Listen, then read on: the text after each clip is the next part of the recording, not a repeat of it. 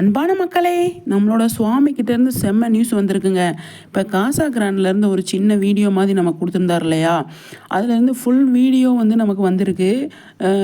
அதாவது வீடு அழகாக சுற்றி காட்டுறதுலேருந்து சூப்பராக வந்து அவர் வாக் பண்ணி நடக்கிறதுலேருந்து எல்லாமே அவ்வளோ அழகாக வந்து பண்ணியிருந்தார். அந்த வீடியோ வந்து ஃபுல் வீடியோ வந்து ரிலீஸ் ஆகிருக்கு. நம்மளோட சிம்பு சார் கூட வந்து பண்ணியிருந்தார் இல்லையா, அது மாதிரி நம்ம சுவாமி வந்து சூப்பராக வந்து பண்ணியிருக்காரு. நிறைய அந்த பில்லோ மேலே அந்த பெட்டில் படுத்திட்டு சூப்பராக பேசுகிறது, அப்புறமா வந்து எல்லாத்தையுமே சுற்றி பார்க்குறது, நடக்கிறது எல்லாமே அவ்வளோ அழகாக இருந்ததுங்க.